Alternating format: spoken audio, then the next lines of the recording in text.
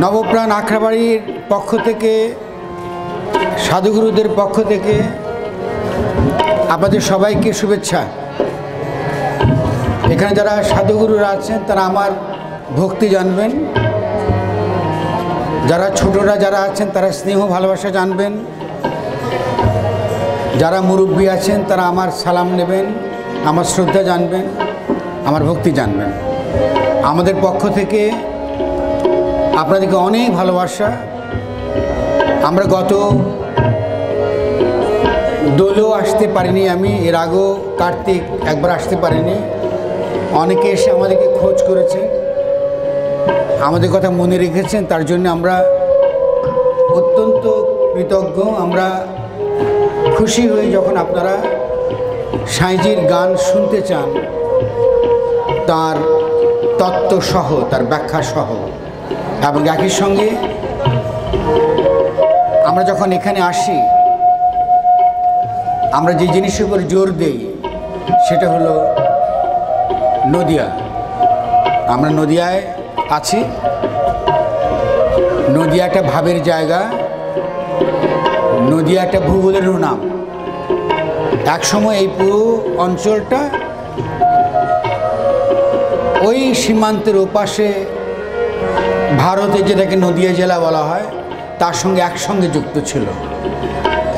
কিন্তু মূল নদিয়ার ভাবের যে জায়গা সেটা হলো কুষ্টিয়া। আর সে ভাবের জায়গার সবচেয়ে সুন্দর ক্ষেত্র সেটা হলো ছেউড়িয়া। তো আমি ছেউড়িয়াবাসীদের ধন্যবাদ জানাই। তাদের কাছে আমরা কৃতজ্ঞ যে তাদের এখানে ফকির লালন সাঁইজি এখানে তার বাস নিয়েছিলেন, তিনি হাজির হয়েছিলেন এখানে।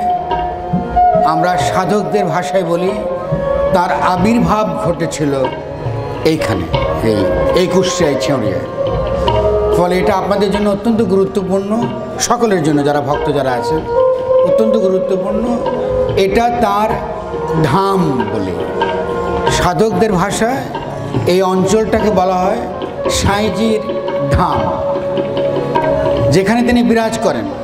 তিনি একসময় এখানে এসেছিলেন, তার আবির্ভাব ঘটেছিল, তার তিরুভাব ঘটেছে। এখন তাকে আমরা দেখছি না, কিন্তু তিনি চলে যান নাই, তিনি হাজির আছেন। এই জন্য আমরা এটা বলি ধাম বলে। আর এটা তার স্মৃতিধাম। এই ভাবের মধ্যে মাজারের ধারণা নাই, মাজার কেন্দ্রিক যে চিন্তা এই ধামের মধ্যে নাই।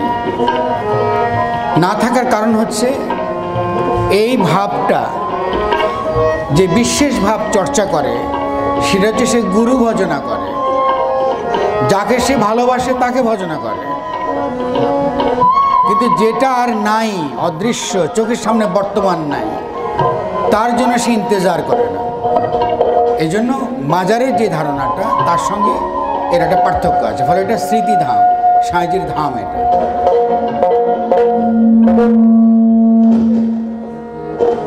আওয়াজ কিসের? আমাদের না? হ্যাঁ, এই একটু আস্তে কম করে গেলে জোর হয়ে যাচ্ছে, সফট করে। তাহলে এটা হচ্ছে ধাম। কারণ এটা আপনারা মনে রাখবেন, এটা খুব গুরুত্বপূর্ণ। যারা লালনপন্থী, যারা লালনকে ভালোবাসেন, লালনের অনুরাগী, লালনের অনুসারী, যারা গুরু গোসাইয়ের ভজনা করেন, যারা সাধুগুরুদের ভজনা করেন, তাদের জন্য এটা খুব গুরুত্বপূর্ণ। এটা তার ধাম। এখন ধাম বলে কি হচ্ছে? সর্বত্রই তিনি আছেন, কোনো বিশেষ জায়গায় তিনি নেই। আপনারা যেখানে বসে আছেন এই জায়গাটা হচ্ছে যে কালীগঙ্গা নদী আগে ছিল। এটা আপনাকে নাম শুনেছেন? কেউ কালীগঙ্গা নাম শুনেছেন? এই নদীটা কেউ দেখেছেন এলাকাতে? ছেড়ুয়াতে কেউ, ছেড়ে পুরনো মানুষ কেউ আছে এখানে? এটা নদী ছিল পুরোটাই, নদী এখন ভরাট হয়ে গেছে। এই আম গাছ যেটা দেখছেন পেছনে, এটা ছিল ঘাটের শুরু। এই নদীটার ঘাট এই আম গাছ থেকে শুরু। আর তার তলদেশ অনেক দূর ছিল। ওই পেছনে তাকান আপনি, পেছনে দিকে ডুমুর গাছ আছে, দেখেন পেছনে দিকে। ঘাট ওখান পর্যন্ত। ফকির লালন সাঁইজি তার যখন খুব কম বয়স, 17 বছর বয়স, তখন তিনি এই কালীগঙ্গা নদীতে তিনি ভেসে এসেছিলেন। 17 আনুমানিক। সে সময় যারা তাকে দেখেছে বা তার যারা ভক্ত তারা এরকম বলেছে। অল্প বয়সী একজন কিশোর, বসন্ত রোগে আক্রান্ত, তিনি নদীতে ভেসে এসেছেন। এই যে নদীটা, এই নদীর ঘাটে তিনি ভেসে এসেছেন। নদীর উল্টো দিকে এটা বন ছিল, পেছনে পুরোটাই বন ছিল, বাঁশের বাগান ছিল, পরে একটা আমের বাগানও ছিল, কিন্তু মূলত বন ছিল, বিভিন্ন রকম বনের গাছ ছিল। তার মধ্যে মলম শাহের বাড়ি। উনি একজন কারিগর ছিলেন, তাঁতের করতেন, কাপড় বানাতেন এবং চাষে, সাধারণ একজন চাষি। উনি সকালে নামাজ পড়তে অজু করতে যখন এসছেন, তখন দেখেন যে একটা বাচ্চা ছেলে, 17-18 বছরের ছেলে, কাদাতে নদীর পাশে পড়ে আছে বসন্ত রোগে। তার দেখে মনে হলো যে এর প্রাণ আছে এখন। আপনারা জানেন যে সে সময় কারো বসন্ত রোগ হলে কেউ স্পর্শ করতো না, গায়ে হাত দিত না, কারণ ছোঁয়াচে রোগ ছিল। কলার ভেলায় করে সাধারণত নদীতে ভাসিয়ে দেওয়া হতো কিংবা ফেলে যাওয়া হতো। যদি বেঁচে যেত বেঁচে যেত, আর বেঁচে না গেলে মারা যেত। কিন্তু সাঁইজি এসে দেখা গেল যে তিনি এইখানে নদীর পাশে এসে তার কলার ভেলা এসে ঠিক আছে। মলম শাহ দেখে বাড়িতে ছুটে গেলেন, গিয়ে তার স্ত্রীকে ডেকে আনলেন, তার বিবিকে ডেকে আনলেন, মতিজান। মলম শাহের বয়স খুব বেশি ছিল না, আপনাদের অনেকের মধ্যে যুবক ছিলেন তিনি। মতিজানও খুব বেশি বয়সে ছিলেন না। তিনি এলেন এবং এই কিশোরকে দেখে তার এই মহিলার, সাধিকা মহিলা, অত্যন্ত মহিষী মহিলা, তার মনে মমতা হয়। তিনি তাকে, এই বসন্ত আক্রান্ত রোগীকে তিনি শুশ্রূষা করে তিনি তাকে জীবিত করেন। এটা খুব ভালো করে আপনাদের মনে রাখতে হবে যে তাকে যিনি জীবিত করেছিলেন তার নাম মতিজান, তিনি বসন্ত রোগে আক্রান্ত ছিলেন। লালন তাকে মা ডাকে, ফকির লালন শাহ তাকে মা ডাকেন। আর কখনো তিনি মতিজান এবং মলম শাহকে ছেড়ে যান নাই, কখনোই যান নাই। তার কি পরিচয়, কোথা থেকে এসছেন, তার গুরু কোথায়, কোথায় বাড়ি, কোনো তথ্য তার জীবদ্দশায় কখনোই ঘুণাক্ষরেও তিনি প্রকাশ করেন না। তার কোনো ছবি তিনি রেখে যান নাই, ছবি তিনি করতে দেন নাই। সে সময় ছবি আঁকার লোক ছিল। যারা লালনের অনুরাগী এবং অনুসারী, তাদের এগুলো খুব ভালো করে জানা দরকার। লালন সম্পর্কে যত গল্প শোনেন, এগুলো গল্প গল্প হতে পারে, গল্প নিয়ে আমার কোনো তর্ক নেই। আপনার উপর নির্ভর করবে আপনি এই গল্প বিশ্বাস করবেন কি করবেন না। মূল কথা হচ্ছে মানুষটিকে পাওয়া গিয়েছে মৃতপ্রায় অবস্থায়, বসন্ত রোগে আক্রান্ত। তাকে সুস্থ করেছেন যিনি, তিনি মতিজান। তাকে তিনি মা ডেকেছেন এবং যার বাড়িতে তিনি তার সাধনার ক্ষেত্র তৈরি করেছিলেন, তিনি হলেন মলম শাহ। পেছনে যেটাকে আপনারা মাজার বলেন, ওটা মলম শাহ কারিগরের বাড়ি। আপনারা এই নামগুলো জানেন না, ভুলে গেছেন নাকি? কেউ বলেনি আপনাদের। তো আপনারা এখান থেকে অনুষ্ঠানের পরে যখন যাবেন, মাজারে যাবেন, গিয়ে সাঁইজির ভেতরে যেখানে তাকে সমাধিস্থ করা হয়েছে, যেখানে তিনি কবর দেওয়া হয়েছে, দেখবেন যে তার বাঁ দিকে যিনি, তিনি হলেন মতিজান। তার মাকে তার পাশেই কবর দেওয়া হয়েছে, কারণ এটা তার ইচ্ছায় হয়েছে। মলম শাহের কবর বাইরে। মলম শাহ, ভোলাই শাহ, এরা তার অত্যন্ত কাছের শিষ্য, খুব ঘনিষ্ঠ শিষ্য। ভোলাই শাহ পরে যিনি এসছেন বড় সাধক আকারে, লালনের পরে ভোলাই শাহ, আরও অনেকে ছিলেন, তার শিষ্যরা অনেকে আছেন। আমি আমাদের পরিচয়টা দিচ্ছি যেখানে আমরা বসে আছেন। ভোলাই শাহের পরে যিনি এসছেন তিনি হলেন যে কোকিল শাহ। কোকিল শাহর যিনি আরেক শিষ্য, তার নাম হচ্ছে লবণ শাহ বা আব্দুর রউফ ফকির, যারা আপনারা চিনেন। খলিল শাহ কুন্ডি আমাদের গুরু মশাই, আমাদের গুরু পাঠ। আমি আমার পরমাত্মা ভাই বসে আছেন, রওশন ফকির, আমার আরও আমাদের অন্যান্য ভাইরা আছেন ধামে। আমাদের যে ধাম তার জ্যোতিধাম।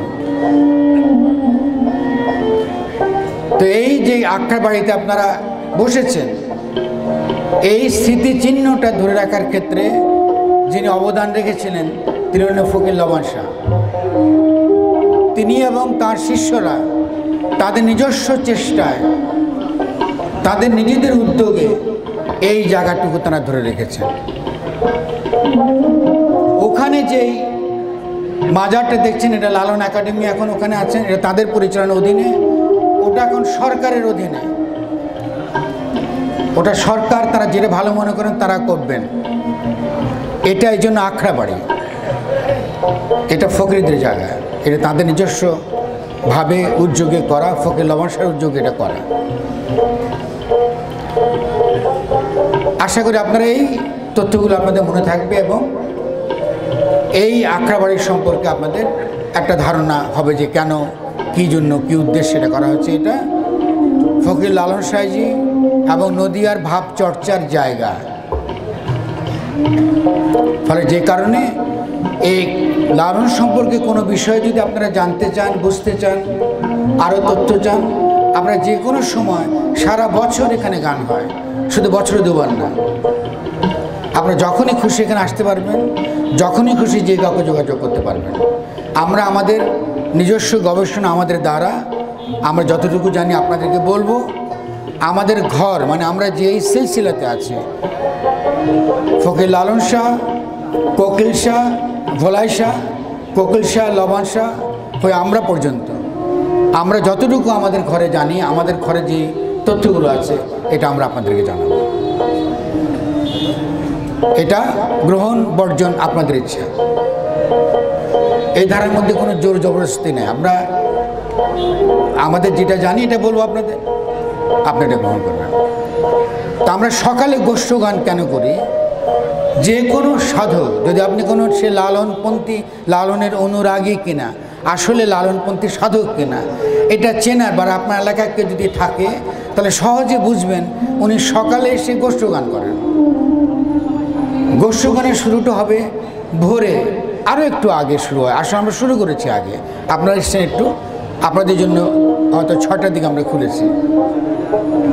সূর্য ডুবে গিয়েছে গতকাল, সূর্য আবার সারা রাত গেছে, সূর্য আবার উঠবে।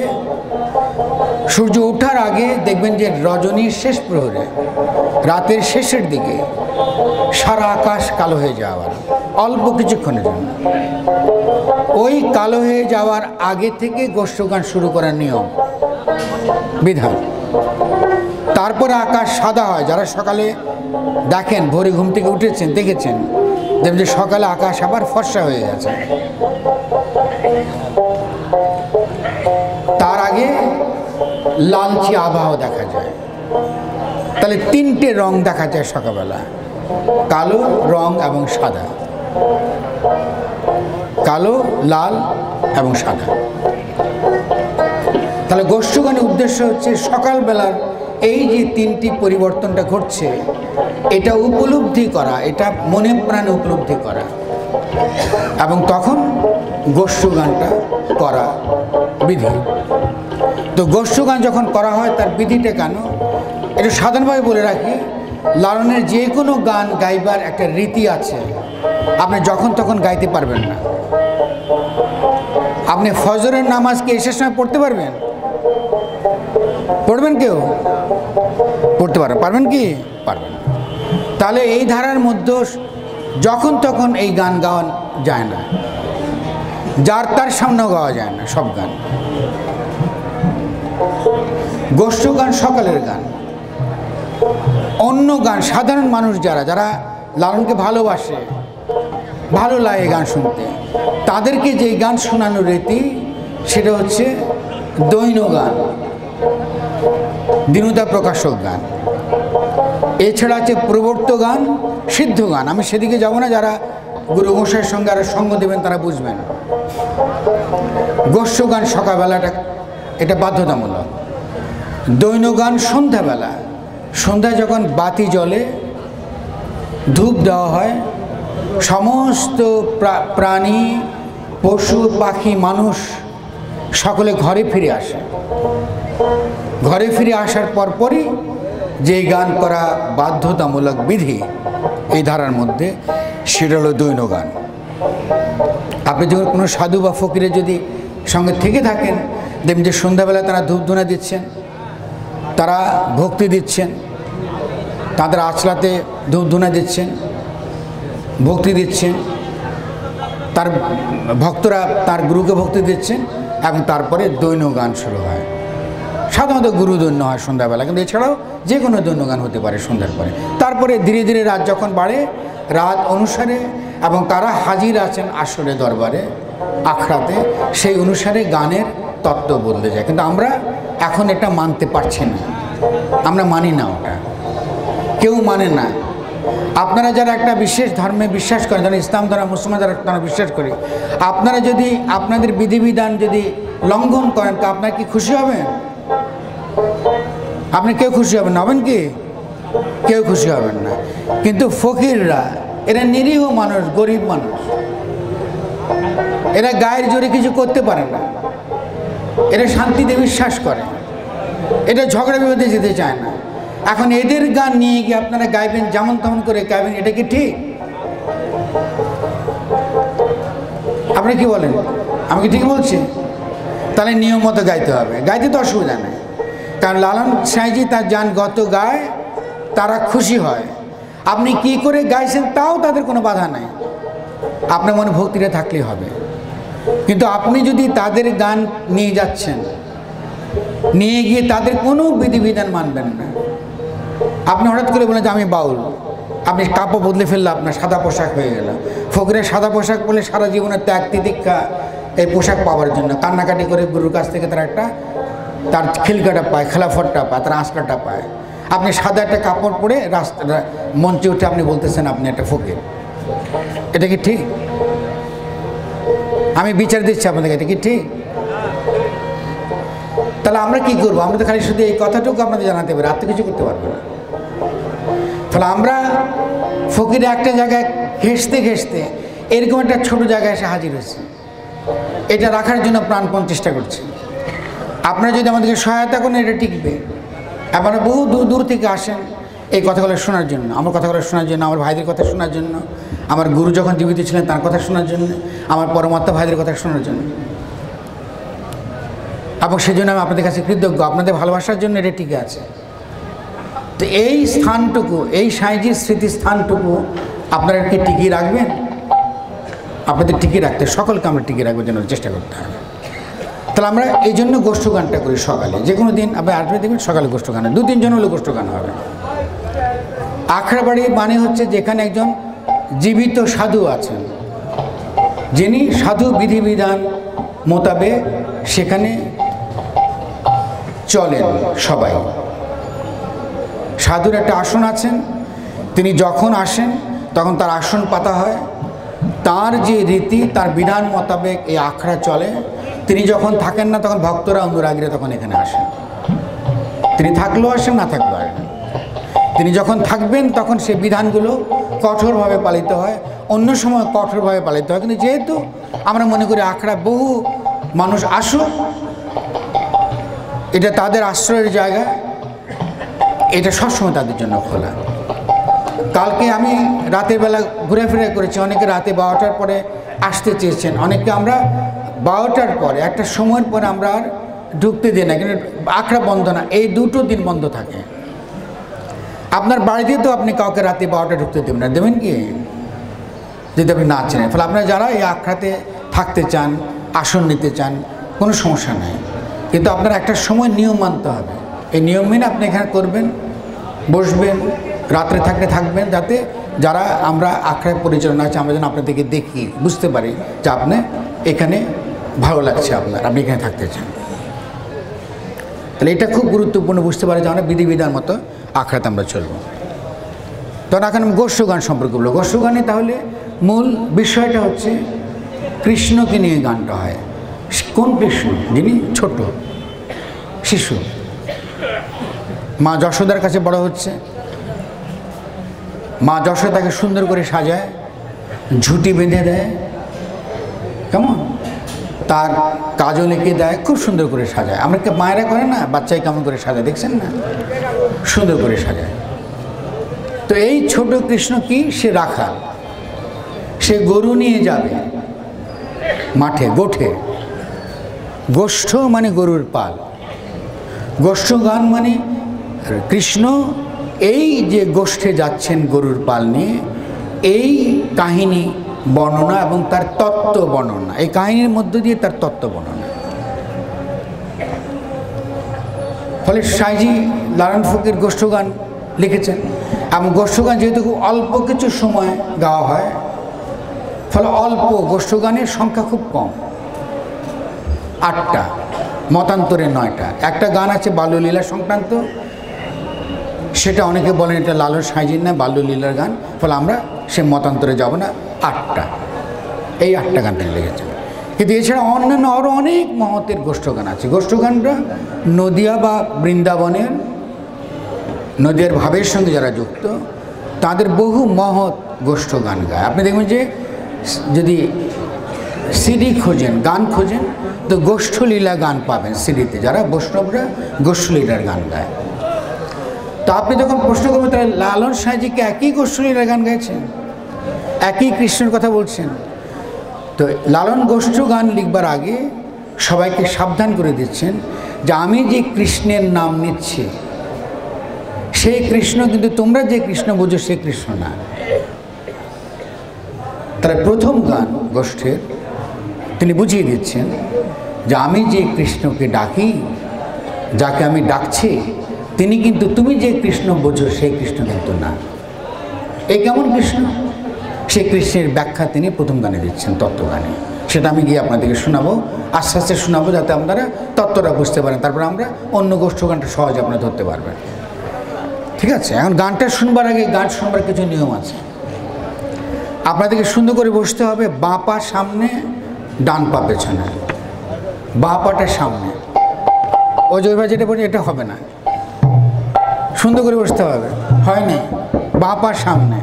আমার সঙ্গে আমি বেয়াদবি যদি করে আমাকে ক্ষমা করে দেবেন। হ্যাঁ, এটা বলছি কেন? যাতে আপনাদের মনে একটা ভাব হবে না, আপনার মতন করে হবে না। বাঁ পা সামনে হবে না, বাঁ পা সামনে। ব্যান ভাই, ছোট ভাই, হবে না, বাঁ পা সামনে। কষ্ট করেন, কিচ্ছু হবে না, না পারলে একটু উল্টাবে। আজকে আমার সঙ্গে করেন, বাঁ পা সামনে যখন বসবেন আপনি সারাদিন এভাবে থাকতে পারবেন, সারাদিন। কেন? আমাদের যে রক্ত প্রবাহের যে ধারা, সেই ধারার সঙ্গে এটা মিল। আপনারটা হবে না, ওই যে সামনে হবে না, সুন্দর করে বসতে হবে। আমি কিন্তু মাঝে মাঝে আপনাদের কিন্তু তিরস্কার করবো, রাগ করলে কিন্তু হবে না, ঠিক আছে না? তারপর তো এখানে আসছেন আমাদের কথা শুনতে, আমরা আপনাদেরকে ভালোবাসি, আপনারা আমাদেরকে ভালোবাসেন, তো রাগ নিশ্চয় করতে পারবেন। তাহলে এটা বাঁ পায়ের নাম হচ্ছে বাঁ পা, বাঁ পায়ের নাম হচ্ছে আরেক নাম আছে, তার নাম হচ্ছে পার্বতী। পার্বতী নাম শুনছেন? হ্যাঁ। ডান পায়ের নাম কি? কি হতে পারে? ডান পায়ের নাম হচ্ছে শিব, মহেশ্বর। শিব দুনিয়া ধ্বংস করে, শ্মশানে ঘুরে বেড়ায়, উদাসী, ঘর সংসার করে না, ঠিক না? তিনি কোথায় থাকেন? তিনি হিমালয়ে থাকেন। তার জটা, বড় বড় জটা নিয়ে খুঁজে ঘুরে বেড়ায়, পাগল ভোলানাথ। আর পার্বতী যখন তার জটা যখন তিনি খুলে দেয়, তখন মেঘের আওয়াজ হয়, গুম গুম গুম গুম করে মেঘের আওয়াজ হয়।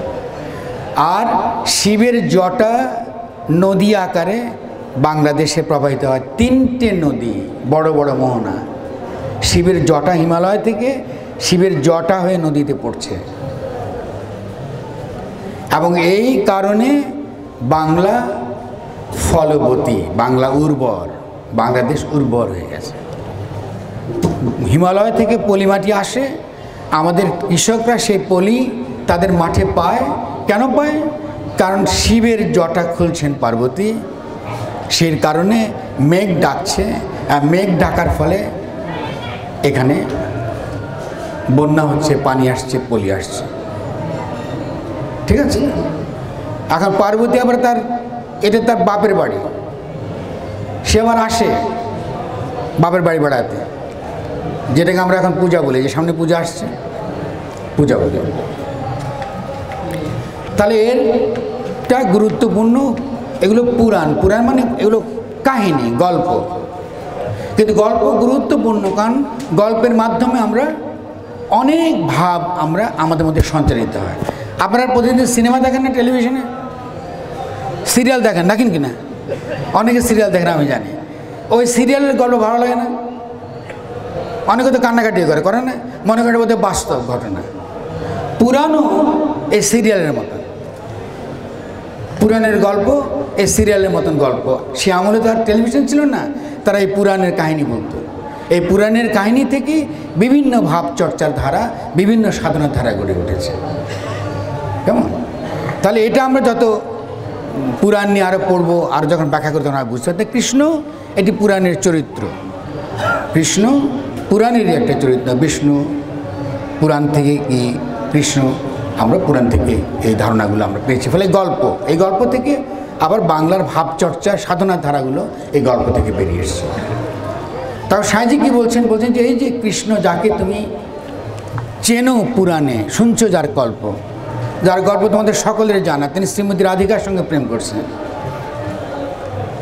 তিনি সম্পর্কে আমরা জানি সকলে কৃষ্ণের গল্প সম্পর্কে। তিনি মথুরার রাজা ছিলেন। ফকির লালন সাহেব মেলা গানে দেখবেন যে লালনের এই কৃষ্ণের উদাহরণ আছে। কৃষ্ণকে ধরে ধরে তিনি তার তত্ত্ব ব্যাখ্যা করেছেন। তেমনি গোষ্ঠগানও তিনি ওই কৃষ্ণের শিশু বয়সে, তিনি যখন রাখাল ছিলেন, সেই গল্প ধরে ধরে তিনি শিখিয়েছেন তার ভক্তদের। গল্প বলে বলে তিনি শিখিয়েছেন। তো তিনি কী শিখিয়েছেন সেটা আমরা গানটা গিয়ে আপনাদেরকে বোঝাবার চেষ্টা করব। তাহলে গানটা সাজিয়ে শুরু করেছেন একটা প্রশ্ন দিয়ে। প্রশ্ন হলো যে, অনাদির আদি শ্রীকৃষ্ণ নিধি, তার কি আছে কভু গোষ্ঠ খেলা?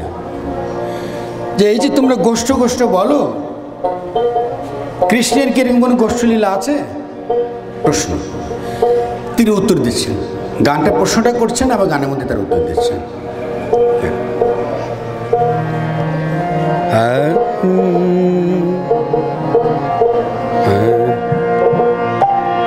অনাদির আদি শ্রীকৃষ্ণ নিধি, তার কি আছে কভু গোষ্ঠ খেলা?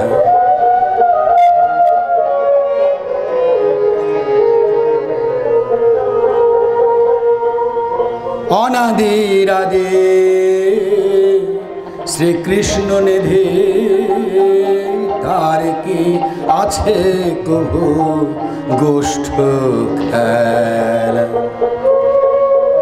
প্রথমে প্রশ্ন,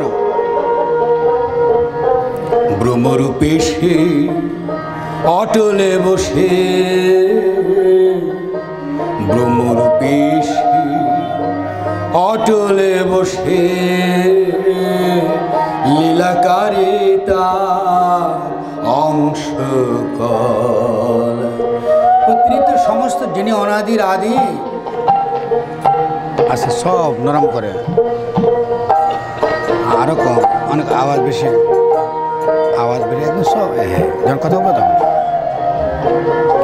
তিনি সমগ্র জগৎব্যাপী তিনি আছেন, সর্বত্র তিনি আছেন।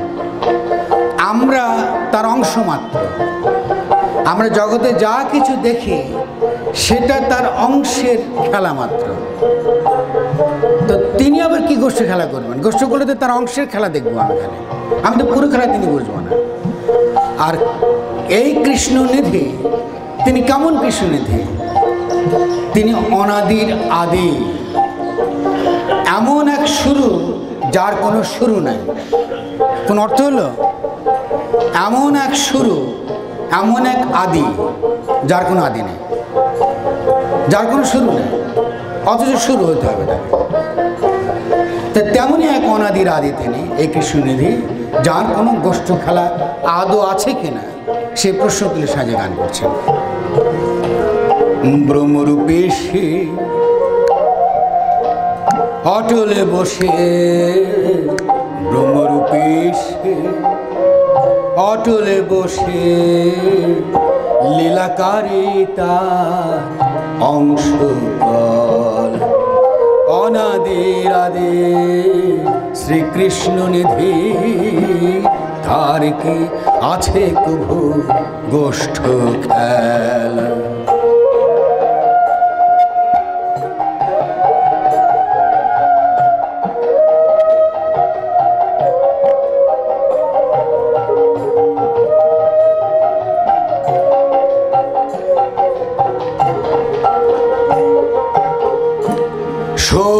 সত্য সকল বেদাগমে কয়,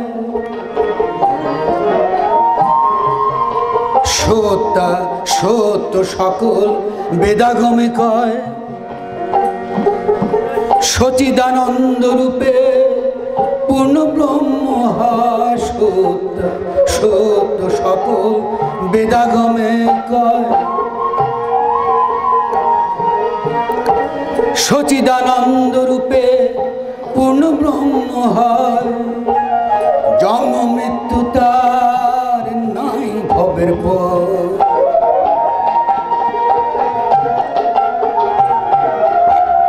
জন্ম মৃত্যু তার নাই ভবের পর। সে তো নয় স্বয়ং প্রভু নন্দলাল, অনাদির আদি শ্রীকৃষ্ণ নিধি, তার কি আছে কভু গোষ্ঠ খেলা।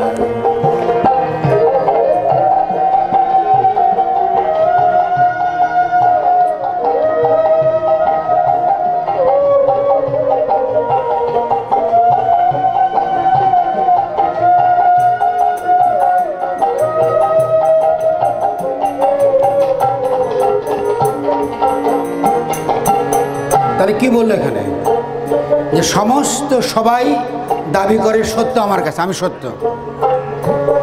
বইয়ে বলে, আবৃত্তি করে বলে, কথা বলা বলে, বক্তৃতা দিয়া বলে, সবাই বলে সত্য আমার কাছে, আমার কাছে শাস্ত্র, আমার কাছে বিজ্ঞান, আমার কাছে সত্য। যত রকম শাস্ত্র সব এগুলো দাবি করে যে সব সত্য আমাদের কাছে, তুমি মিথ্যা, সত্য আমার। তাহলে সাহাজি বলছেন যে সত্য সত্য সকল বেদাগমে কয়, সবাই দাবি করে সত্য তাদের, কিন্তু সত্য তো কারো আকার হতে পারে না, সত্য তো সে নিজেকে প্রকাশ করে, সত্য তো বইতে থাকে না। আর যদি সত্যই আমরা দেখতে চাই, তাকে দেখতে কেমন লাগে? তাকে দেখতে লাগে সচিদানন্দ রূপে, তিনি পূর্ণরূপে প্রভাসিত। তার মধ্যে তিনটি গুণ থাকে, সৎ, চিত্ত এবং আনন্দ। তিনি সৎ মানে তিনি পরিচ্ছন্ন, তাকে দেখতে ভালো লাগে, দেখতে চেনা যায় মানুষটির ভেতরটা কেমন, বাড়িটা কেমন। আর তিনি কেমন? চিত্ত সম্পন্ন জ্ঞানী ব্যক্তি। তিনি জানেন,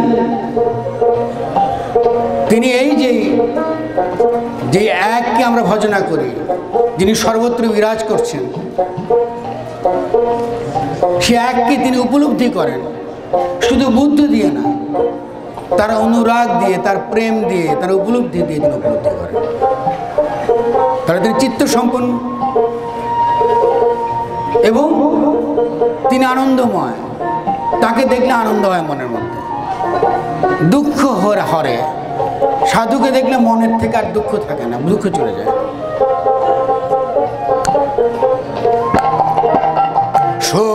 সত্য সকল বেদাগমে কয়, সত্য সকল বেদাগমে কয়, সচিদানন্দ রূপে পূর্ণ পূর্ণ ব্রহ্ম হয় সত্য, সত্য সকল বেদাগমে কয়। সচিদানন্দ রূপে পূর্ণ ব্রহ্ম হয়, জন্ম মৃত্যু যার নাই ভবের পর।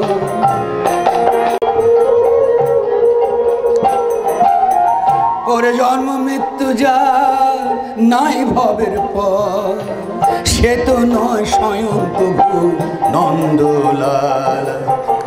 অনাদির আদি শ্রীকৃষ্ণ নিধি, কার কি আছে কবু গোষ্ঠ খেলা।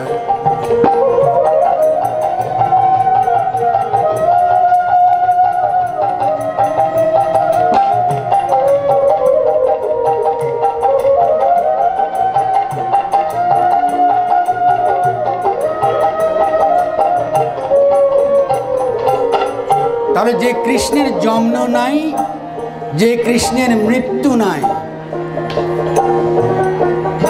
ফকির লালন বলছে তাহলে তিনি কি করে নন্দের পুত্র কৃষ্ণ হয়, এটা আমি বুঝতে পারছি না।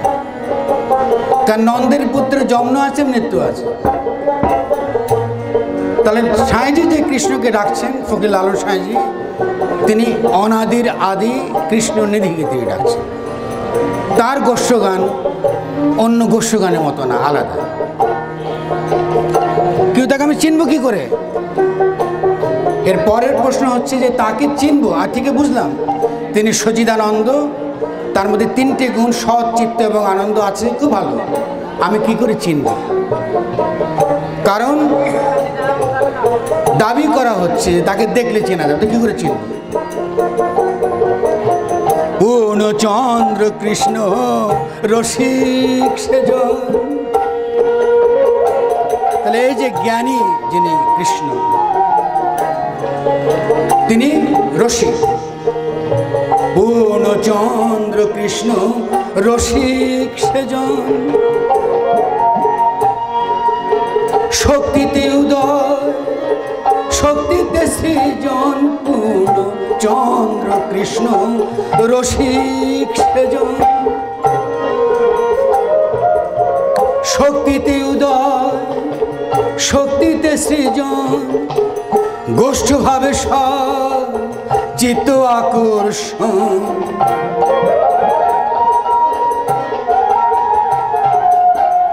গোষ্ঠভাবে সব চিত্ত আকর্ষণ। বৃহদাগমে তারে বিষ্ণু বল, অনাদির আদি শ্রীকৃষ্ণ নিধি, তার কি আছে কবু গোষ্ঠ খেলা। আপনাকে জোর বাজাতে হবে, আপনার জোর বাজাতে হবে, না শুনতে পাচ্ছেন না। ওকে দিলে ভালো হতো, আপনি বাজান না কেন?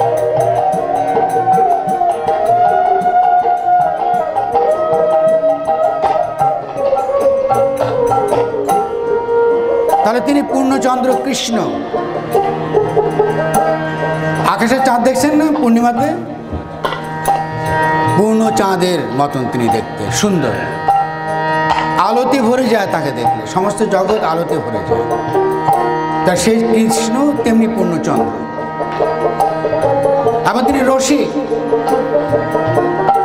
রসিক মানে তিনি জ্ঞান চর্চা বলুন, প্রজ্ঞা বলুন, সব অর্থে রসিক মানুষ। তাকে একটা কথা বলে তিনি বুঝতে পারেন। পূর্ণচন্দ্র কৃষ্ণ রসিক সেজন, পূর্ণচন্দ্র কৃষ্ণ রসিক সেজন। শক্তিতে উদয় শক্তিতে সৃজন। পূর্ণচন্দ্র কৃষ্ণ রসিক সেজন।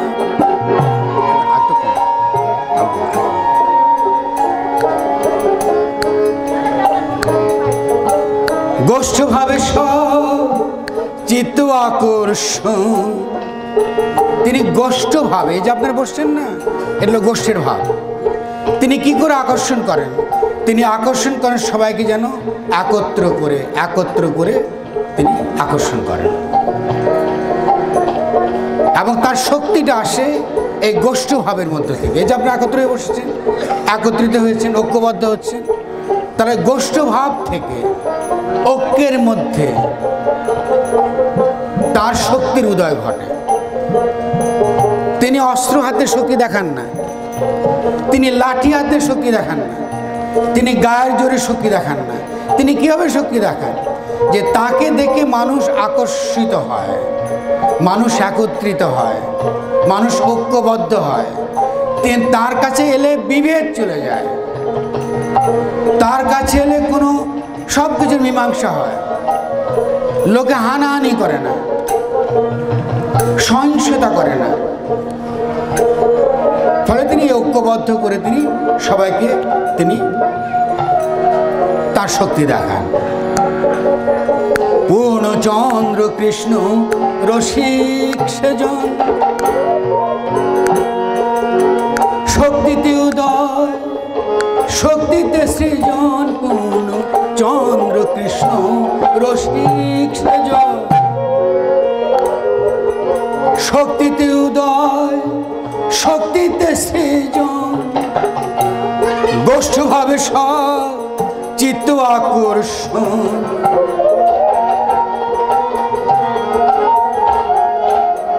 গোষ্ঠভাবে সব চিত্ত আকর্ষণ।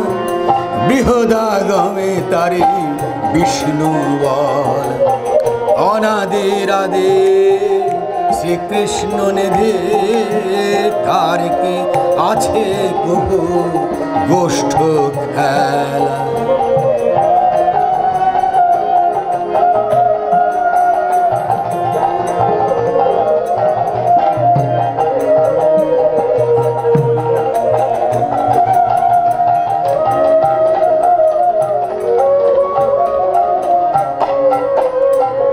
তাহলে এই যাকে আমরা পূর্ণচন্দ্র কৃষ্ণ বলছি, ফকির লালন সাহেব বলছেন যে ওই যে বৃহদাগম বলে একটা পুরাণ আছে, এই যাবৎকাল তাকেই বিষ্ণু বলা হতো। আগে তাকেই বলা হতো তিনি পালনকর্তা, বিশ্বের যিনি পালনকর্তা, বিশ্বকে যিনি পালন করেন। যাকে বিষ্ণু বলি তিনি কৃষ্ণ, এবং তাকে আমি এখন ডাকছি যিনি অনাদির আদি। তারপরে প্রশ্ন থেকে যাচ্ছে, এই কৃষ্ণকে বা চিনব কি করে?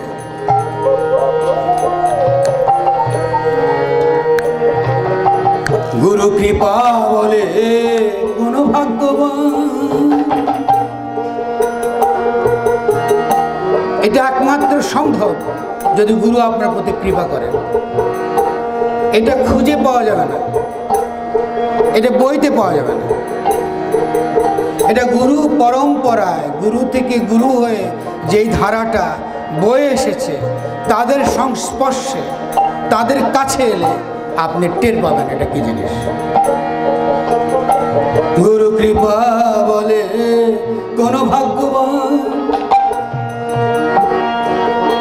দেখেছে সেরু পে চক্ষু দান। গুরু কৃপা বলে কোন ভাগ্যবান। লালন সাহেব যে আমি পাইছি কেন, আমি সিরাজ শাহকে পেয়েছিলাম, তার কৃপায় আমি পেয়েছি এই চোখ, যাতে আমি দেখতে পারি চাঁদের আলো কেমন। আপনি যদি চাঁদের আলো দেখতে চান, তো চাঁদের আলো দেখবার চোখ থাকতে হবে আপনাকে। আপনি পূর্ণিমাকেও আস্বাদন করতে চাইলে সেই চোখটা থাকতে হবে, চর্ম চোখ না, মনের বা দিব্য চোখটা আপনার লাগবে। কেবল তখনই আপনি উপলব্ধি করতে পারেন। শব্দটা নদিয়াতে যে শব্দ ব্যবহার হয় সেটা হলো আস্বাদন। স্বাদ নিতে হবে। স্বাদ মানে কি? খাই, আমরা খাই না, খেলে আমরা স্বাদ নেই, জিহ্বা দ্বারা স্বাদ নেই। সমস্ত শরীর তার যারা পুষ্টি হয়। পুষ্টি হয় কী হবে? খেলে, নাকি? চাঁদের দিকে তাকায় থাকলে আমরা পুষ্টি হবে। আরও দেখবেন, চাঁদকে যদি আপনি স্বাদ নিতে চান তো কী করতে হবে? চাঁদকে খেতে হবে। চাঁদকেও খাইছেন? এখানে কেউ আসেন নাকি জীবের? চাঁদ খেয়ে দেখছেন? লালন সাহেব বলছে খেতে হবে। আমি খুব সহজ করে বলি আরও, যদি আমি এখন মিষ্টি মিষ্টি মিষ্টি মিষ্টি বলি, আপনাদের কারো মুখ মিষ্টি হবে? কি করতে হবে? খেয়ে দেখতে হবে, না খেলে মিষ্টি মুখ মিষ্টি হবে। তো সাইজি বলছে গুরু কৃপা ছাড়া তো এটা হবে না। এটা তো গুরু পরম্পরা সাধনা, দীর্ঘদিন ব্যাপী ভালো মন্দ তাদের ত্যাগ তিতিক্ষা সমস্ত কিছুর ভেতর দিয়ে তারা এই জিনিসটা পাইছে। পেয়ে তারা গুরু থেকে গুরু, গুরু থেকে শিষ্য, শিষ্য থেকে আবার আবার শিষ্য পরম্পরা হয়ে বাহিত হয়ে এসছে। এই জন্য শুরুতে আমি বললাম যে আমরা যে ঘর থেকে এসছি সে ঘরটা কি?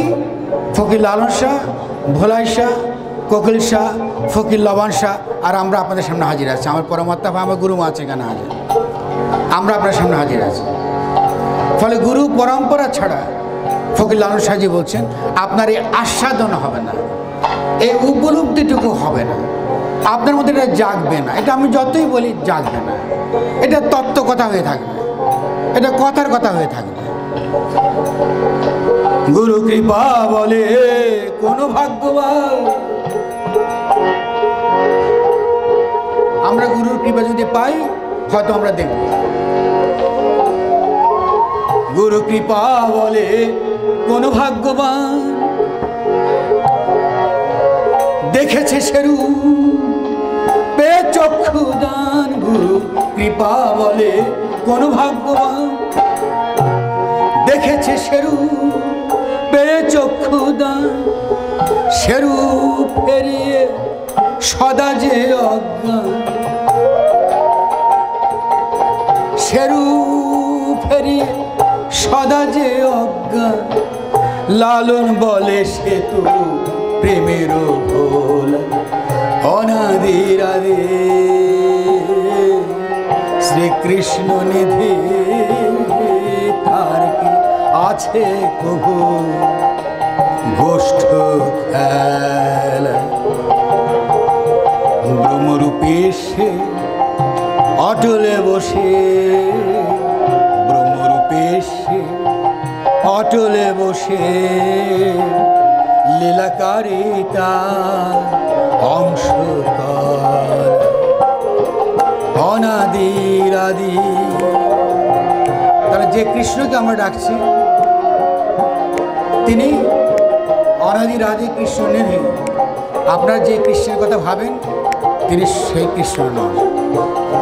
এটা যখন ভাববেন মনে, পরের গানগুলো আপনারা বুঝতে পারবেন। যে গানগুলো অর্থ করে দেওয়ার প্রয়োজন মনে করলে আমি এসে আপনাদেরকে আবার অর্থ করে দেব। পরবর্তী গানগুলো লালন জাগিয়ে তুলছেন কৃষ্ণকে। ভোরবেলা রাখালরা যাবে বনে, আপনাদের সকলের মধ্যে যিনি আছেন, যে অনাদির আদি হাজির আছেন, তাকে সে জাগিয়ে তুলতে চাইছে যে কৃষ্ণ চলো আমরা গরু নিয়ে গোষ্ঠে যাই। তো শিশু সে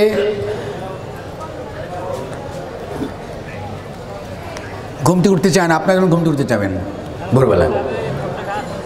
তখন তারা শিশু কৃষ্ণকে নানান কথায় ভোলাবার চেষ্টা করছে, চলো আমরা যাবি। পরের গানটা হবে এরকম যে রাখালরা বলছে, কৃষ্ণ বলছে যে আমি যাব না রাখালদের সঙ্গে। কেন যাব না? রাখালদের সঙ্গে যাব না কারণ তারা আমাকে কষ্ট দেয়, আমার কাঁধে চড়ে, আমাকে বুনো ফল খায়, এঁটো করে দেয়, আগে নিজে খায় তারপর আমাকে দেয়। এরা আমাকে খালি কষ্ট দেয়, এদের সঙ্গে আমি যাব না। তৃতীয় গানটা লালন নিজে মীমাংসা করে দিচ্ছেন যে রাখালের সঙ্গে কৃষ্ণের যে বিবাদ, রাখালদের যিনি নেতা, মূল যিনি বড় রাখাল, তার নাম হচ্ছে বলরাম, বলাই। এই জন্য বলাই, বলাই আবার কৃষ্ণের ভাই।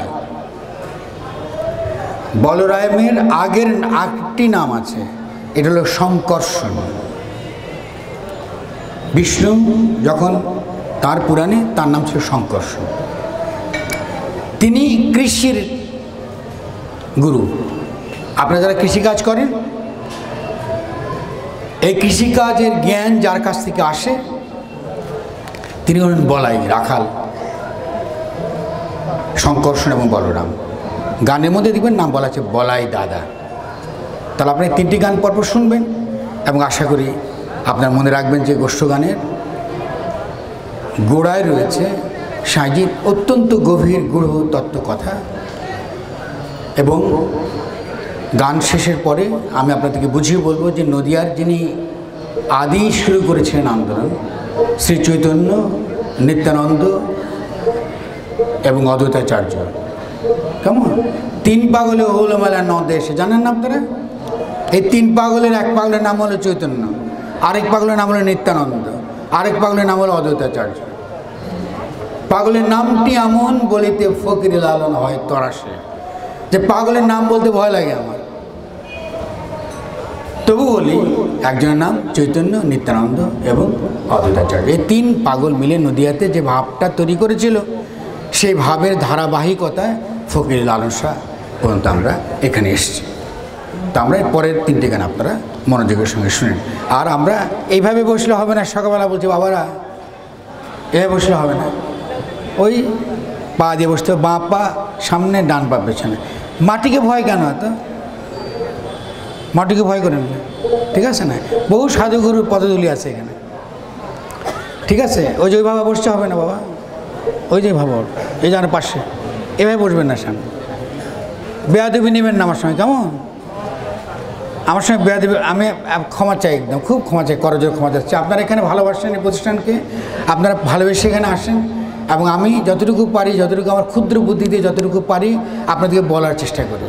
এটাও বলার চেষ্টা করি যে কোনো জিনিস যদি মনের মধ্যে গ্রহণ করতে হয়, তাহলে গ্রহণ করবার পরিবেশ তৈরি করতে হয়, নাহলে কিন্তু পরিবেশটা গৃহীত হবে না। কারণ এখান থেকে বেরিয়েলেই গান শুনতে পাবেন। আপনি তো গান সারা রাত গান শুনছেন, বহু বহু ভক্ত আসে ধামে ক্ষুধার্ত সারা রাত, বহু ভক্ত আসে, থাকবারও জায়গা নেই তার, সে আমাদের এখানে রাখ থাকবে না, সে ওই সাঁজির পাশে কোনো একটা ঘাসের মধ্যে গিয়ে শুয়ে পড়ে থাকবে, ওটাই শান্তি তার জন্য। এইটা সেই ভক্তের জায়গা। তাহলে আমরা ভক্তদের জন্য অপেক্ষা করে থাকি, যেমন করে থাকে না ভক্তের এটা পদধূলি পড়লে কে কখন আসে বলতে পারবো কি বলেন? যার মর্ম সে যদি না কয় সাধ্য কে জানিতে পায়। তাহলে আমি কি করে জানবো যে কে এখানে আসছে, কে এখান থেকে চলে যাচ্ছে? ফলে আপনারা আমাদেরকে সহযোগিতা করবেন। নবপ্রাণ প্রচুর সহযোগিতা পায় এলাকাবাসীদের কাছ থেকে, এলাকাবাসীর প্রতিষ্ঠানকে অসম্ভব ভালোবাসে এবং আমাদেরকে তারা রাখছেন এখানে। আপনারা আমাদেরকে গানগুলো শুনবেন মনোযোগের সঙ্গে, গানের সময় সহায়তা করবেন। আমি যদি মাঝে মাঝে রূঢ় হই, একটু রাগারাগি করি, আমাকে একটা গালি দেবেন, অসুবিধা নেই, কিন্তু ভাবে যে আমি ভালোর জন্য করি, আমি ভালোবাসি বলে করি, আর তো কিছু না। এরপরে তিনটে গান শোনেন।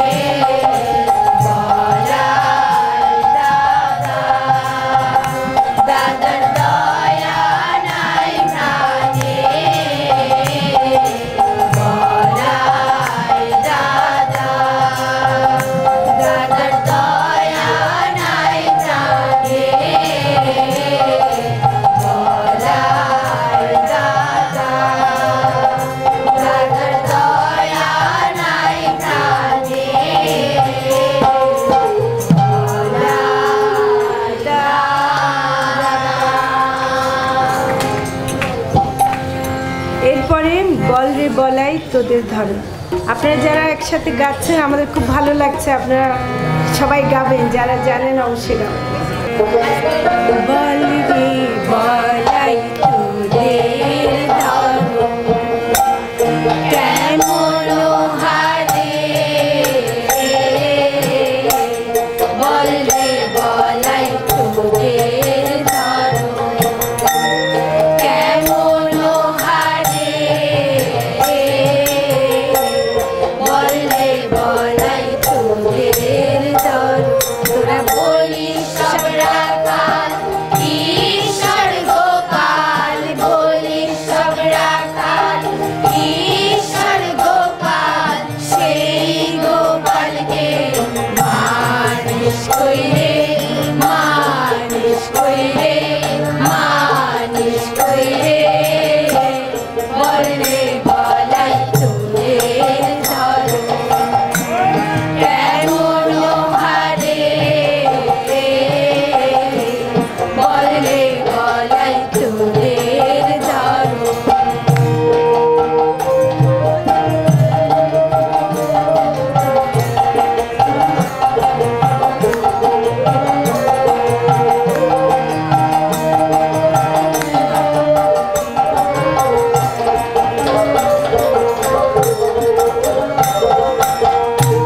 বনে যে বন ফল পাও, একটু করে গোপালকে দাও।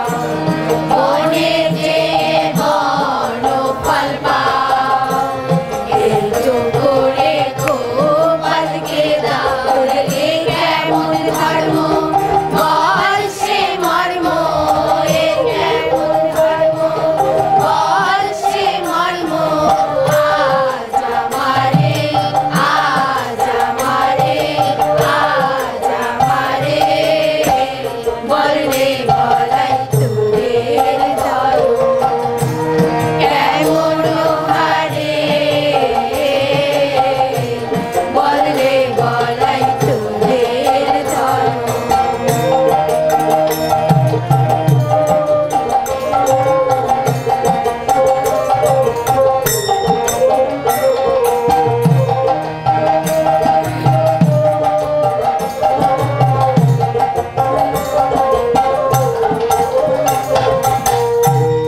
আমারে বোঝারে বলাই তোদের দোষের ভাব দেখি না, আমারে বোঝারে বলাই তোদের দোষের ভাব দেখি না। তোরা ঈশ্বর বলিস জান কাঁধে চড়িস তার, ঈশ্বর বলিস জান কাঁধে চড়িস তার, কোন বিচারে, কোন বিচারে, কোন বিচারে,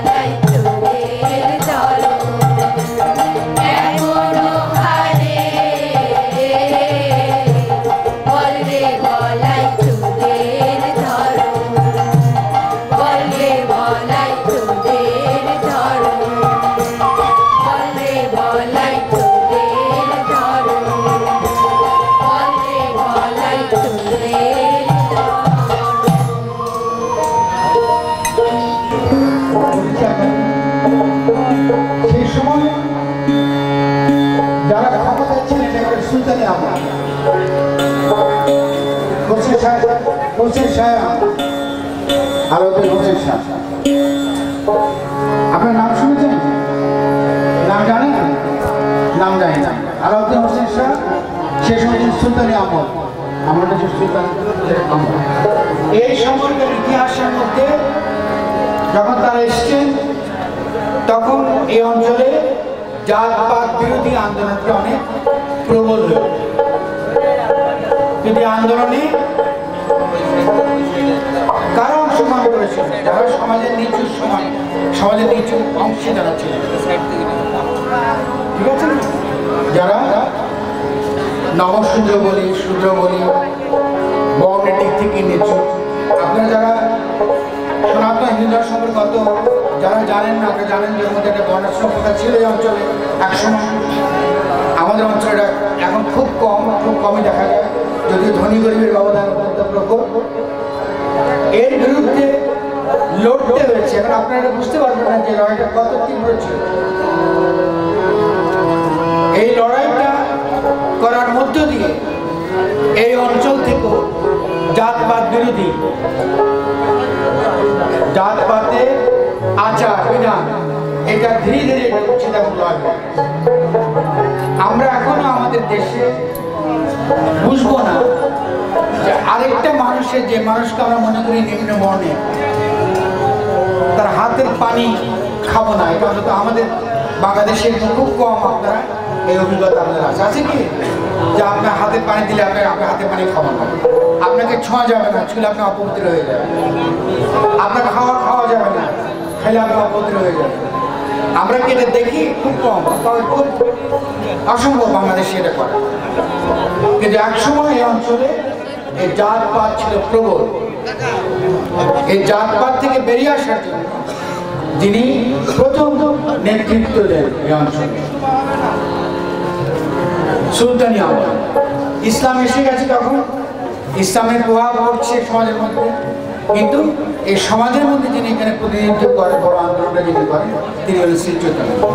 আর আমি আপনাদের কিছু বছর হিসাবে তারপর সাহিত্যিকের আমরা গানটা শুনি। এখন চৈতন্য কবে আসছিল? তার মধ্যে কত বছর আগে, ঠিক আছে? যদি আমরা শুনি তাহলে তিনি আসছিলেন 1486, এখন 2015, 1486 সাল, বহু বছর। এবং তিনি দেহান্তরিত হন খুব কম বয়স, 1534। তিনি আন্দোলনটা শুরু করার পরে তিনি এই দেশে থাকেন। তিনি চলে গিয়েছেন পুরী। পুরী চেনেন আপনারা? পুরীর নাম শুনছেন? খুব কম শুনবেন, যেহেতু আপনাদের আমরা আলোচনা কম করি। পুরী হলো উড়িষ্যা। উড়িষ্যা চেনেন? উড়িষ্যা চেনেন?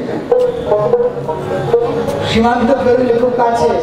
আগে তো সীমান্ত ছিল না, লোকে আসা যাওয়া করতো। আমাদের লালন সাঁজি যেত পুরীতে, কেমন? চণ্ডালে রেঁধেছি অন্ন, ব্রাহ্মণের তেল লয় খেয়ে।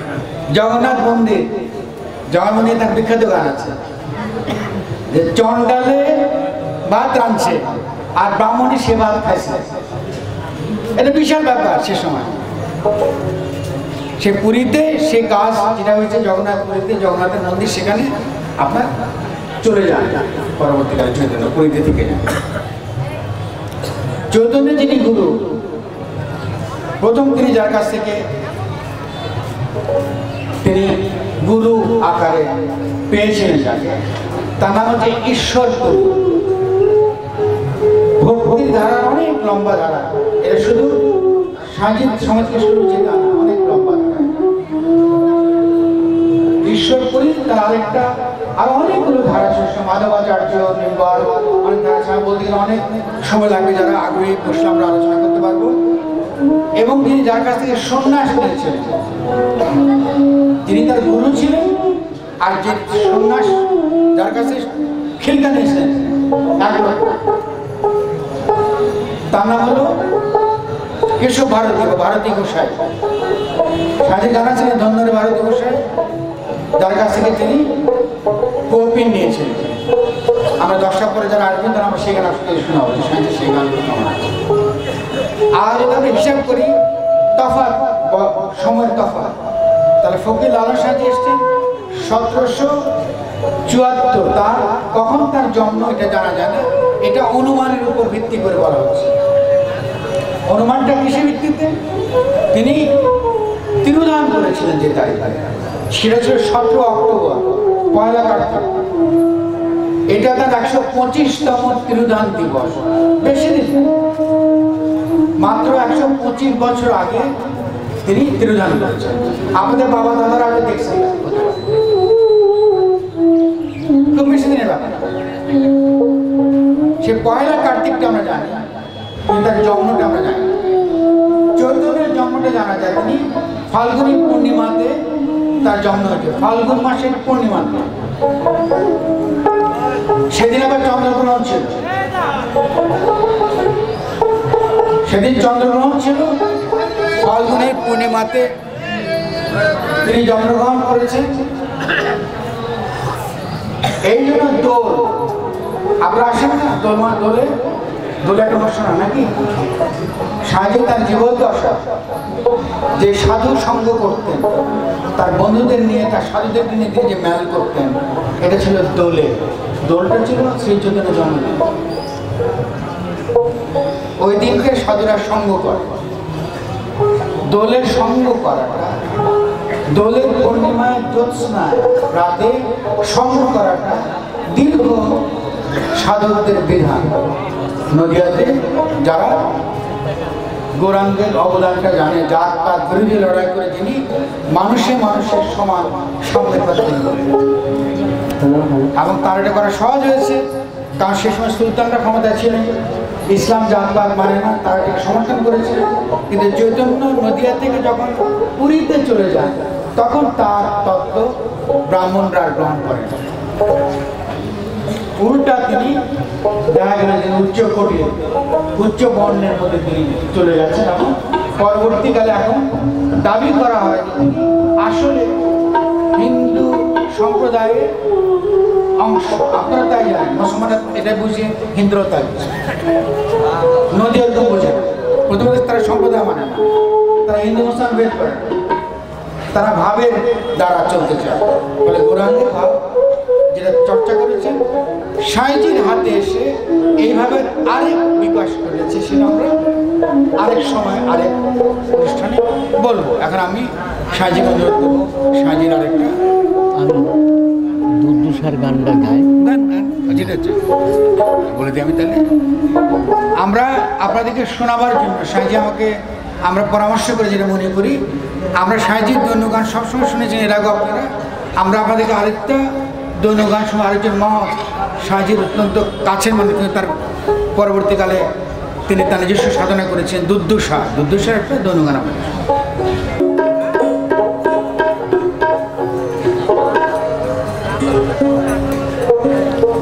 সম্মানীয় সাধুগুরু বৈষ্ণব সবার প্রতি আমার ভক্তি।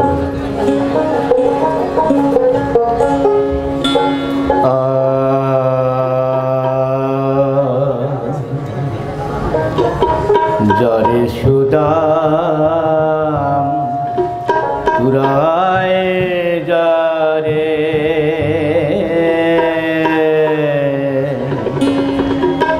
আমি আর গোষ্ঠে যাব না।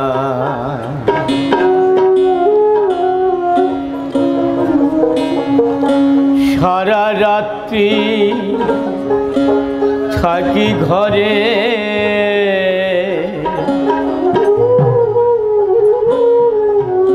পুরাই মনের বাসনা। সারা রাত্রি থাকি ঘরে, পুরাই মনের বাসনা। বুঝতে যাব না সুদাম পুরাই যারে। আমি আর কষ্টে যাব না।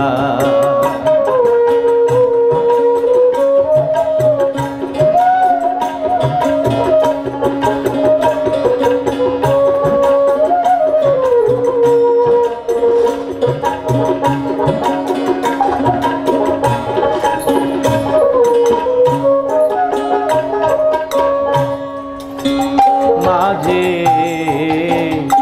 কাতর পানে বিদায় যায় না গোচরণে, মাঝে কাতর পানে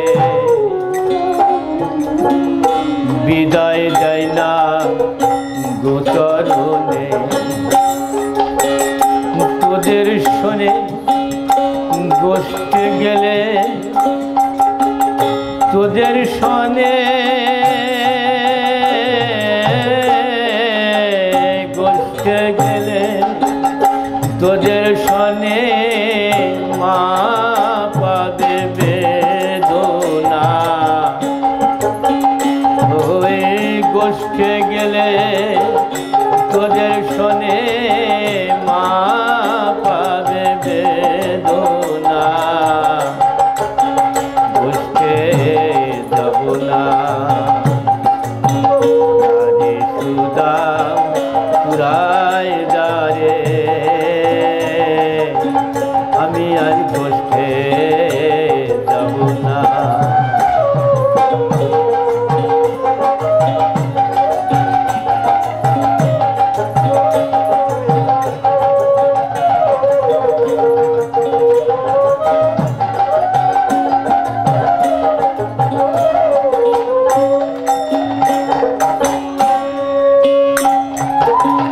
মাতৃবাক্য করে লঙ্ঘন, কেমনে করে গোষ্ঠে গমন।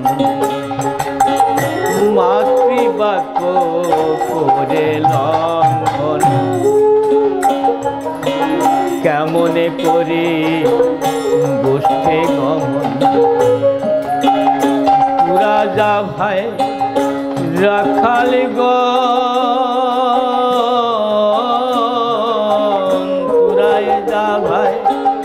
সব রাখাল বোন আমার যাওয়া হলো না। যাব না যারে যারে সুদাম পুরায় যারে, আমি আর গোষ্ঠে যাব না।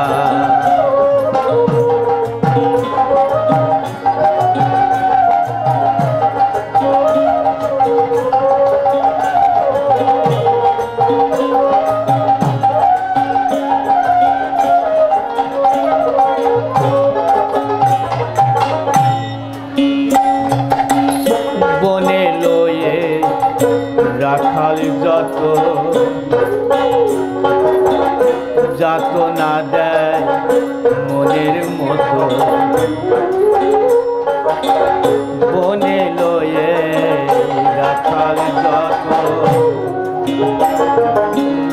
যাত না দেয় মনের মতো।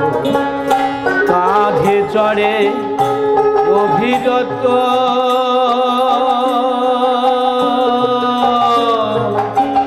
ভাই সুদা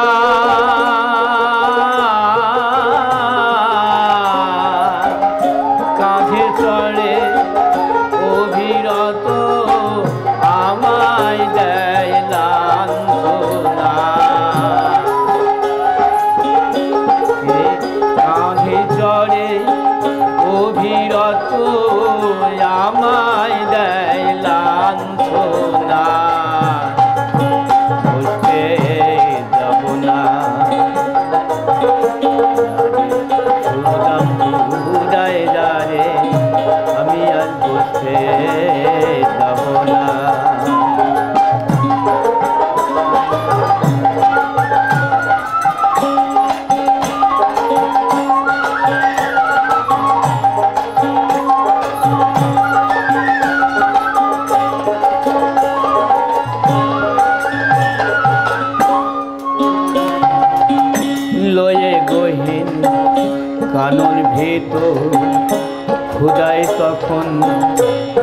মাখাতো ওরে গহীন কানন ভিতর খোদাই তখন ভয় মাখাতো দুর্দু বলে সাহিত্যের মন দুর্দু বলে সাহিত্যে আমার কষ্টে যাওয়া হলো না কষ্টে যাব না পুরায় যারে কষ্টে যাব না সারা রাত্রি থাকি ঘরে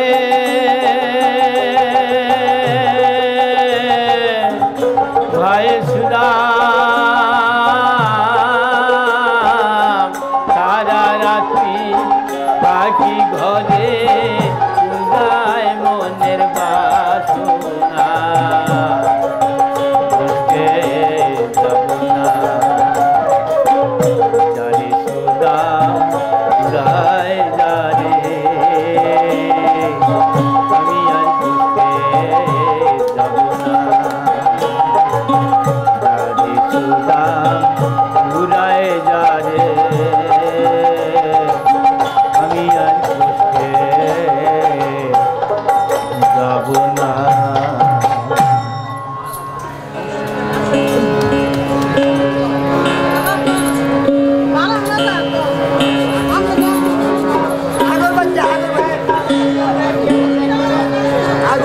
কোথা গেলি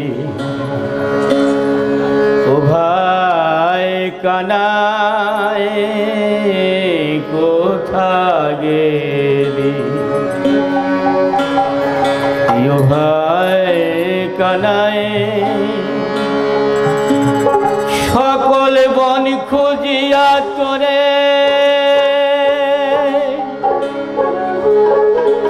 লাগাল পায়নি ভাই কোথা গেলি ও ভাই কানাই কোথা গেলি ও ভাই কানাই সকল বন খুঁজিয়া তোরে লাগাল পায়নি ভাই কোথা গেলি ও ভাই কানাই কোথা গেলি ও ভাই কানাই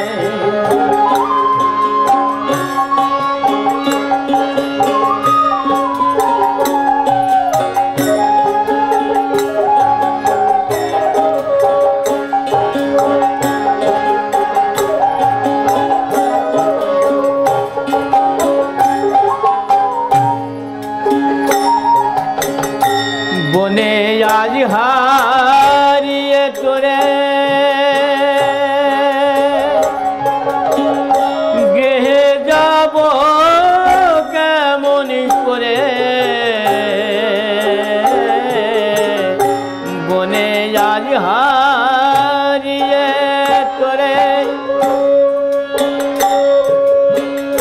গেহে যাব কেমন করে বলবো মা যশোদারে কি বলবো মা যশোদারে ভাবনা হলো তাই কোথা গেলি ও ভাই কানাই কোথা গেলি ও ভাই কানাই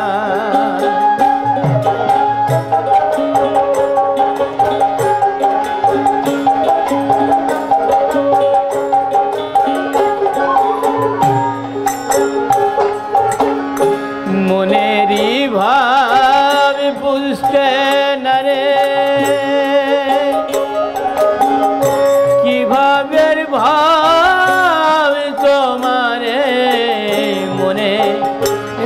ভাবি বুঝতে না রে কিভাবে ভাবি তোমারে খেলতে খেলতে দেশান্তরে খেলতে খেলতে দেশান্তরে ভাবেতে দেখিতে পায় কোথা গেলি ইয়ো ভাই কানায়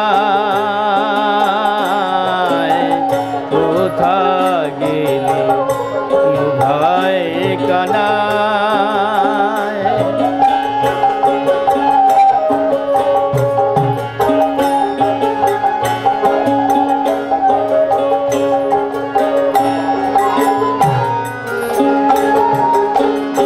আর বুঝি গো চরণে খেলা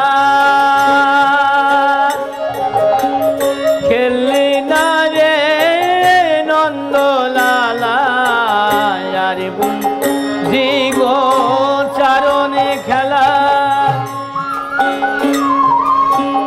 খেললি না রে নন্দলালা লালন বলে চারণ বালা লালন বলে চারণ বালা আর না দেখি ঠাই অঠাই কোথা গেলি ইয়ো ভাই কানাই কোথা গেলি ও ভাই কানাই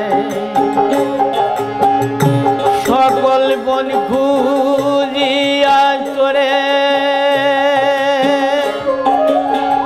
লাগাল পাইনি ভাই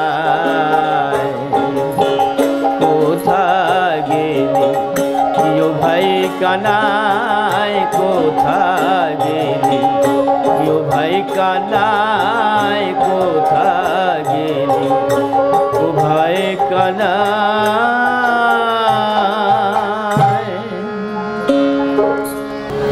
সাইজি এখানে থাকেন সবসময়, আখড়া বাড়ি তাকে সময় পাওয়া যাবে। দৌলতপুরে তার আখড়া। আর আমার আরেক ভাই এখানে দাঁড়িয়ে আছেন, ওয়াসা ফকির, আমাদের গুরুমা এখানে হাজির আছেন। এখন আপনি একটা গোষ্ঠ গান তিনি আপনাদেরকে শোনাবেন, তো আপনারা আশা করি ভালো লাগছে এর আগের গানগুলো।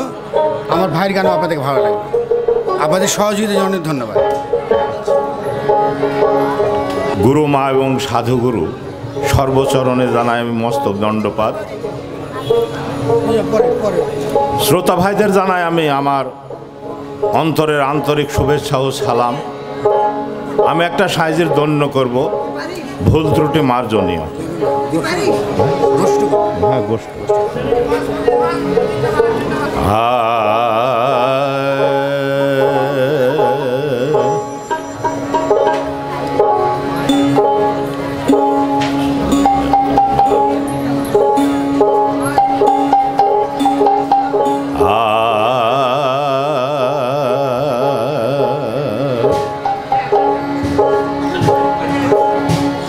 গোষ্ঠীতে যাচ্ছে হরি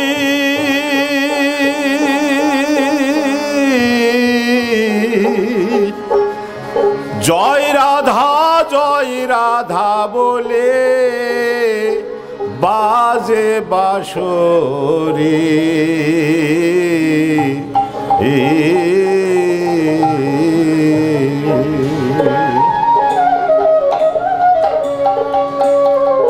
ওই মেঘেতে ঢাকিল ভানুরে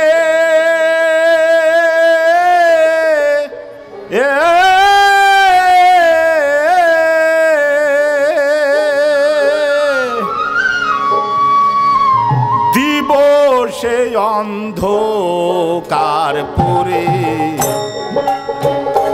ওই দিবসে অন্ধকার পুরে গোষ্ঠীতে যাচ্ছে হরি জয় রাধা বলে বাজে বাঁশরি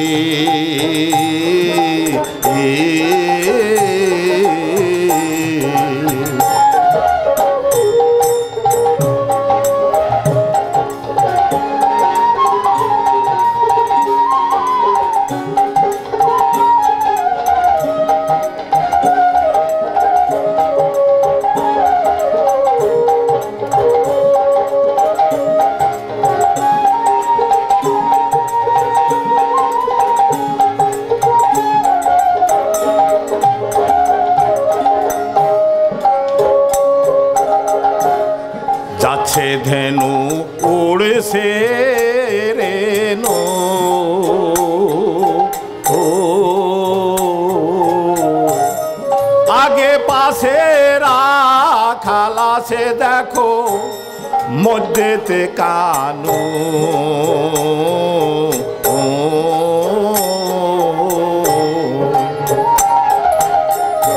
ও সে জয় গোবিন্দ নিত্যানন্দ রে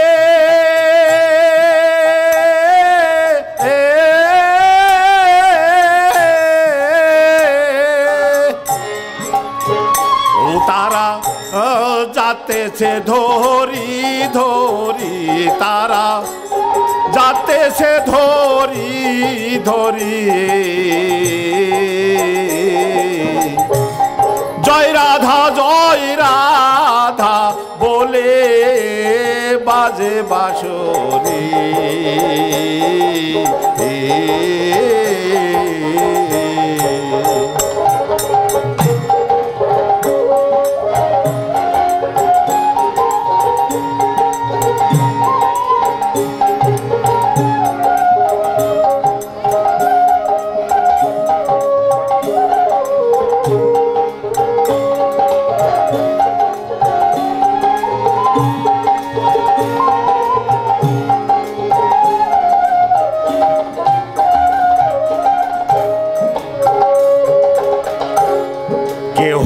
নাচে গায় ও কেহ ধোলাতে লুটায়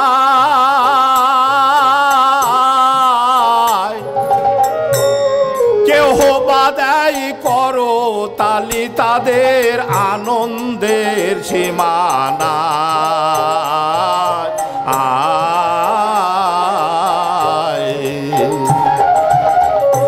এবার কারবা ঘাড়ে কে বা চড়ে রে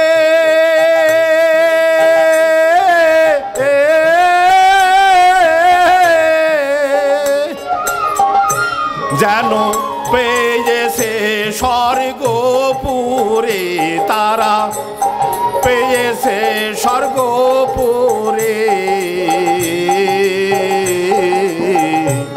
জয় রাধা বলে বাজে বাঁশরি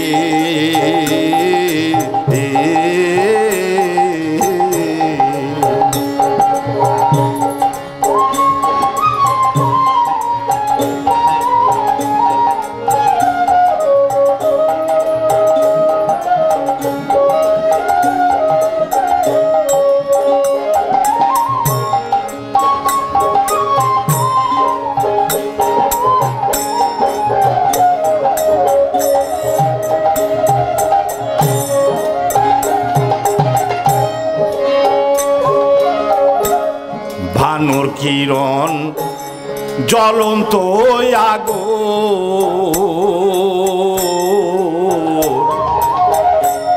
কালিয়ারও কুলে বসলো দেখো আরামের কারো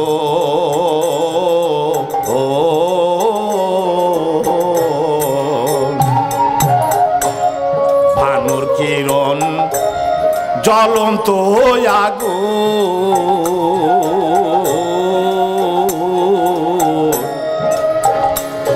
কালিয়ারও কুলে বসলো আরামের কারো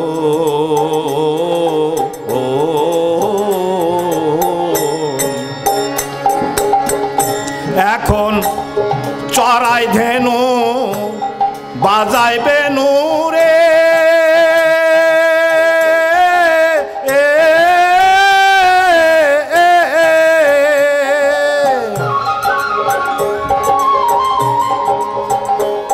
এখন চড়াই ধেনু বাজায় বেনু রে দেখো নছর কয়তাই মোরারি এবার নছর কয়তাই মোরারি জয় রাধা বলে বাজে বাঁশরি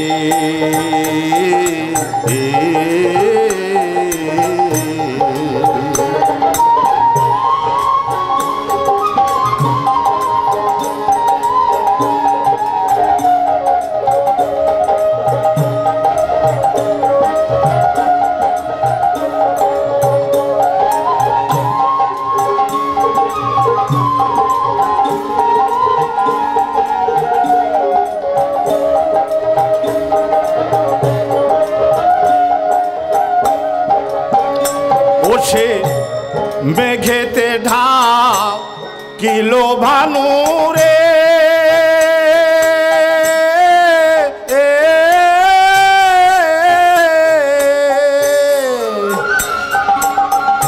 যেবার দিবসে অন্ধকার পুরে দেখো দিবসে অন্ধকার পুরে জয় রাধা বলে বাজে বাঁশরি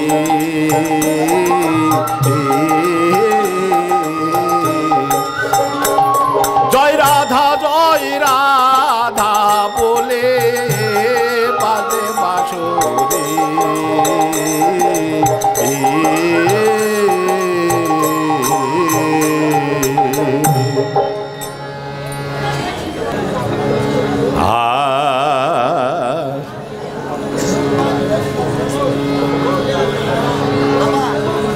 এবার উঠো রে গোপাল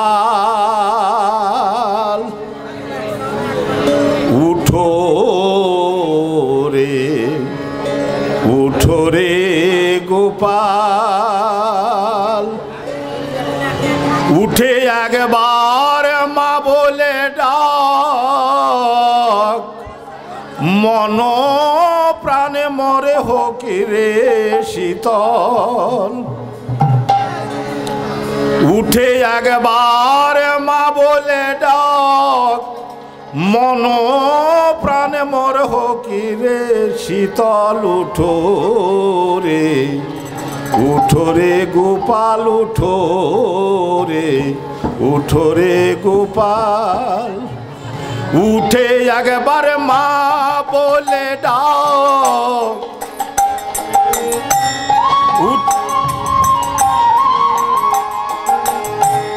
উঠে একবার মা বলে ডাক মন প্রাণে মোর হোক রে শীতল উঠো রে গোপাল উঠো রে গোপাল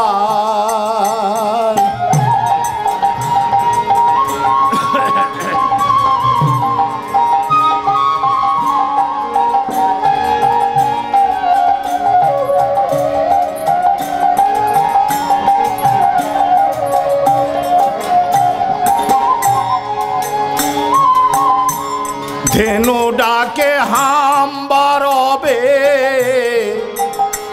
তৃণয়াদি খাই না সবে ধেনু ডাকে হাম্বারবে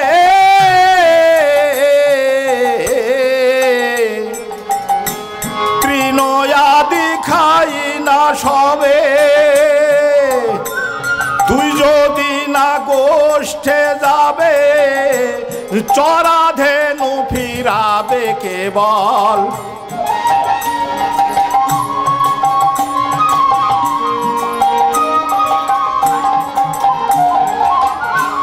তুই যদি না গোষ্ঠে যাবে চরা ধেনু ফিরাবে কেবল উঠো রে গোপাল উঠো রে গোপাল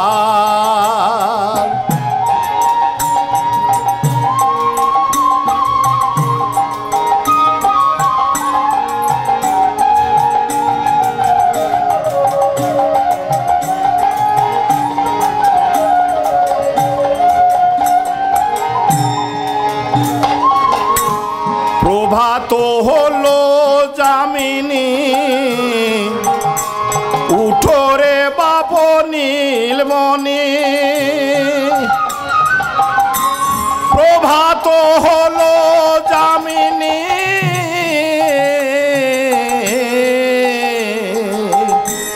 উঠো রে বাপ নীলমণি উদয় হলো দিনমণি চিরলবণী খাও সকাল সকাল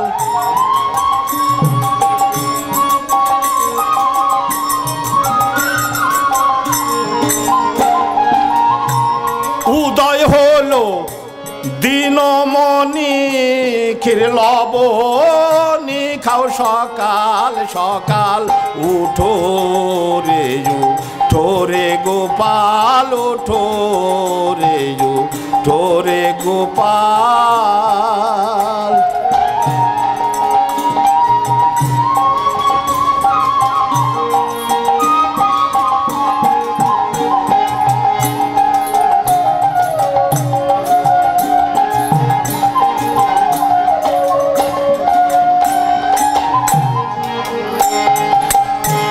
বলাই দাদা দাঁড়িয়ে পথে বেরিয়ে আই গৃহ হতে, বলাই দাদা দাঁড়ায়ে পথে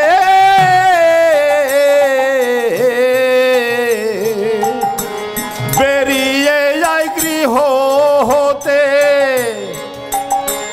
দিন ঝড়ু যাবে সাথে হয়ে কৃষ্ণ ধনের কাঙ্গাল।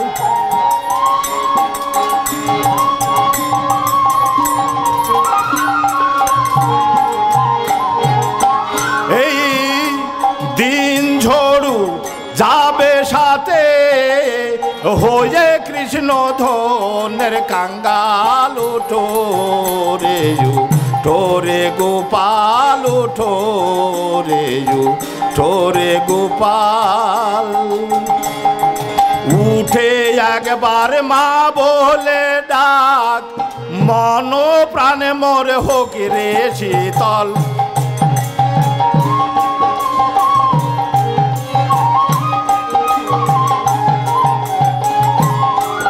ওই উঠে একবার মা বলে ডাক,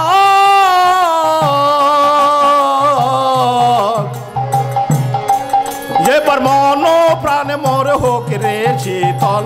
উঠো রে উঠো রে গোপাল উঠো রে উঠো রে গোপাল উঠো রে উঠো রে গোপাল।